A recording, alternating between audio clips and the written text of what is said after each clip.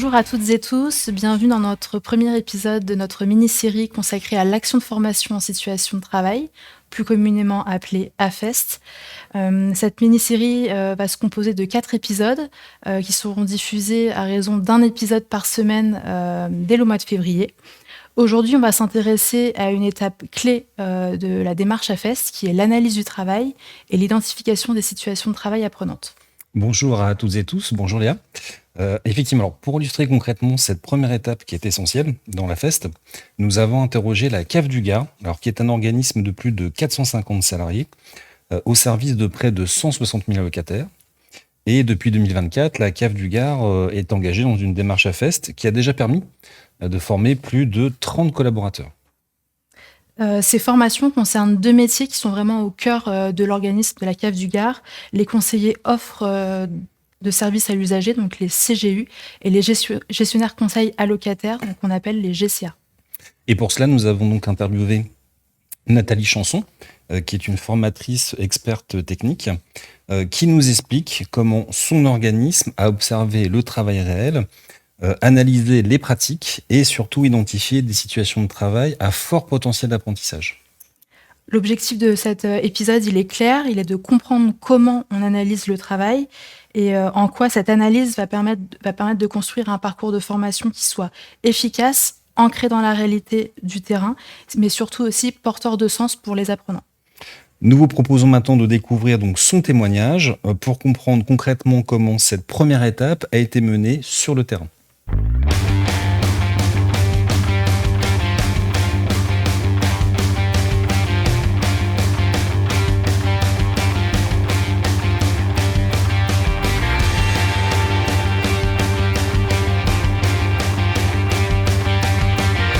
Donc, on a observé les CSU en situation de réponse téléphonique et on a repéré sur quelle activité on pourrait mener cette action. Donc, c'était les étapes en fait de l'appel téléphonique. Et concernant les GCA, ça s'est fait plutôt suite à une instance qualité. Une instance qualité, ça veut dire qu'on analyse un peu les erreurs qui sont faites à la CAF, les demandes de formation qui sont faites par les agents, les processus qui ne sont pas respectés. Et on a repéré 2 situations où vraiment les agents étaient en difficulté. On a décidé de mener une formation à FEST sur le fait générateur, donc qui avait le plus de rejets de saisie. On n'a pas une méthode en fait pour observer et analyser le travail. C'est en fonction un peu de l'actualité des incidents où on s'est dit tiens, ben là la formation à FEST elle pourrait vraiment être la modalité la plus adaptée en fait pour faire monter les apprenants en compétences.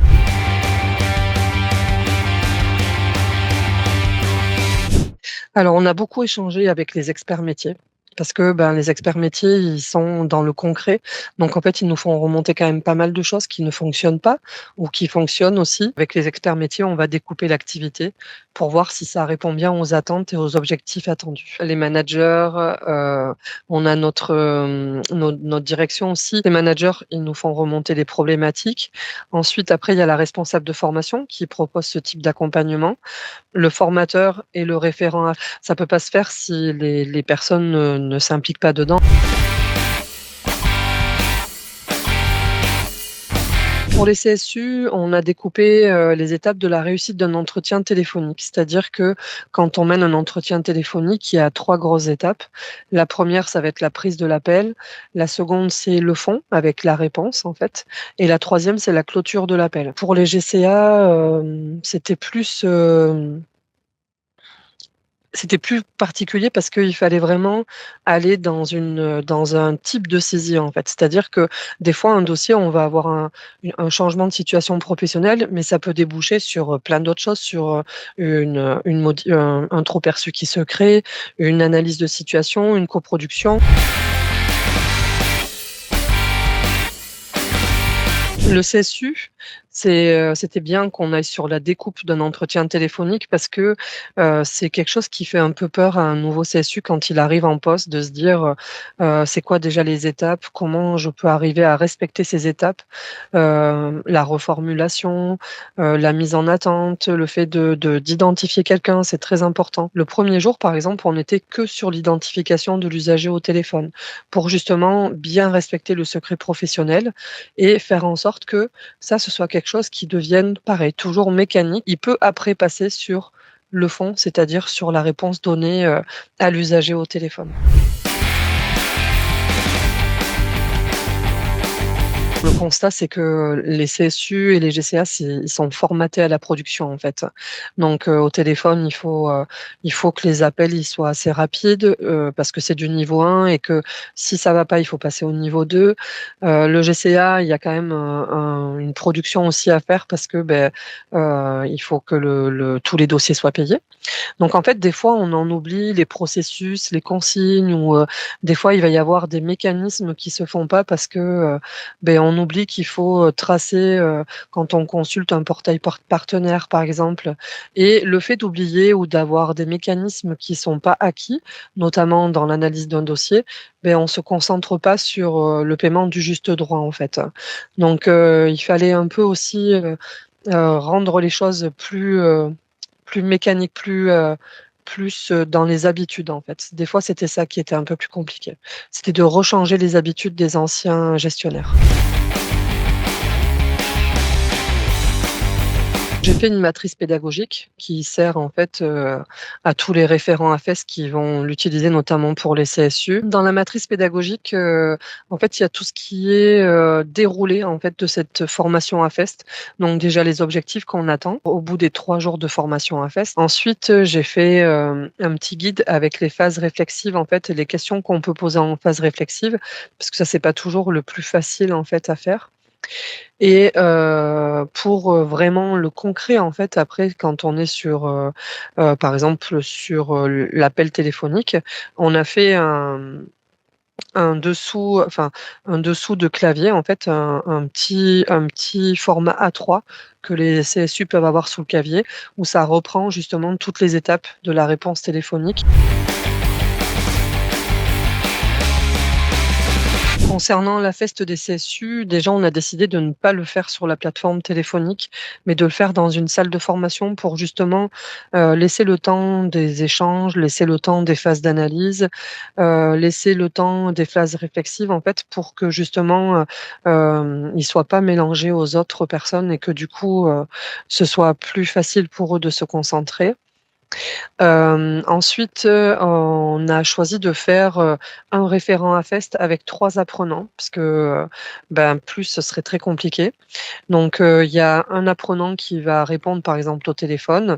L'expert est là pour les encadrer et il y a 2 autres apprenants qui écoutent et le fait d'écouter aussi, c'est formateur parce que, on peut aussi voir les erreurs des autres, on peut voir, nous, qu'est-ce qu'on aurait pu dire, comment on aurait cherché. Ensuite, le droit à l'erreur, c'était pas forcément évident parce que laisser la personne essayer et laisser la personne se tromper, c'est pas forcément, évident et du coup, c'est un peu, faut se déformer pour, arriver à être dans: «Je laisse la personne se tromper et en se trompant, elle comprendra d'où vient l'erreur».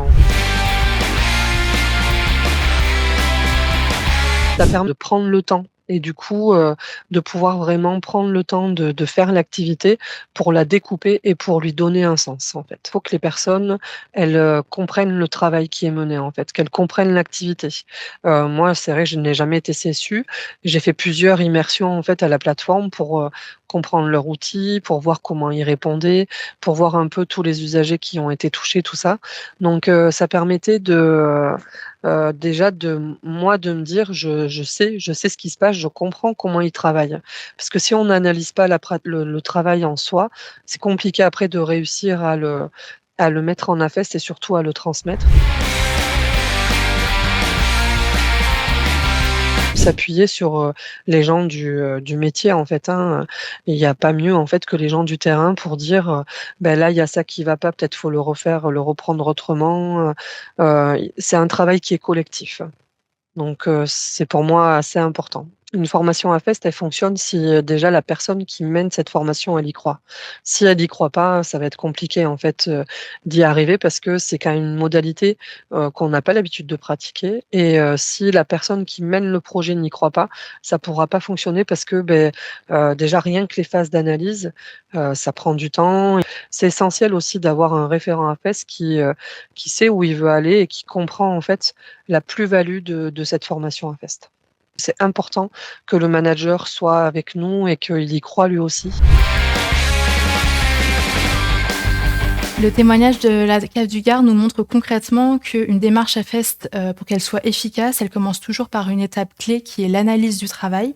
Concrètement, analyser le travail, c'est aller voir concrètement ce qui se passe sur le terrain et regarder comment les choses se passent réellement. Donc ça peut passer par de l'observation des situations de travail, échanger avec les professionnels, réaliser donc des entretiens ou des questionnaires et surtout discuter donc de manière collective avec les agents expérimentés.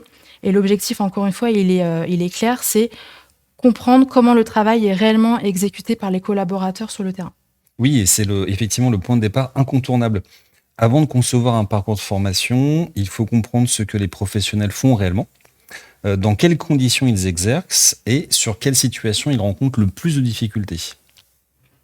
Et cette analyse du travail, elle permet d'identifier des situations de travail qui sont à fort potentiel d'apprentissage. Donc ce sont souvent des situations qui sont fréquentes, sensibles, voire complexes, et qui ont un impact sur la qualité, voire le service rendu, et pour lesquelles souvent on constate qu'il y a un vrai besoin de formation. Oui, parce qu'on l'a vu avec l'expérimentation de la cave du Gard, justement, ce sont précisément ces situations à enjeu qui deviennent de véritables supports d'apprentissage. Parce qu'elles font émerger donc les bons questionnements et les bons réflexes professionnels. L'analyse du travail permet aussi de donner une vraie structure donc à la démarche à FEST, puisqu'elle va permettre de mieux décrire le métier et les compétences attendues, clarifier ce que la formation doit permettre d'atteindre, mais également choisir les bonnes situations qui vont permettre d'apprendre et surtout poser les bases pour construire un parcours de formation qui soit efficient. Et oui, l'analyse du travail permet également de questionner les pratiques existantes et de redonner du sens au travail. Ce que l'on fait, comment on le fait et surtout pourquoi on le fait. C'est donc une démarche collective, mais tu l'as dit, qui mobilise donc différents experts métiers, des managers et aussi des formateurs, bien sûr. Et en résumé, donc, analyser le travail, c'est vraiment poser des bases solides pour construire un parcours de formation à FEST qui soit réaliste, utile et efficace pour les collaborateurs. Dans le prochain épisode, nous intéresserons aux acteurs de la FEST. On les a déjà un petit peu cités au cours de cette premier épisode. Euh, avec donc ces acteurs leur rôle clé qu'ils jouent pour faire vivre concrètement ces démarches à FEST sur le terrain. Vous pourrez revisionner ce premier épisode sur l'espace UCANS TV ou donc sur le site UCANS bien sûr, ou sur le Padlet dédié à la FEST. Alors c'est un Padlet dans lequel vous retrouverez toutes les émissions et les webinaires que nous avons réalisés sur la FEST, également aussi de la ressourcerie, de la documentation toujours sur la FEST, ainsi qu'une fiche de contact si vous souhaitez expérimenter la FEST ou si tout simplement vous souhaitez prospecter le sujet au sein de votre organisme, eh bien n'hésitez pas effectivement à utiliser ce Padlet. Merci pour votre attention et restez connectés.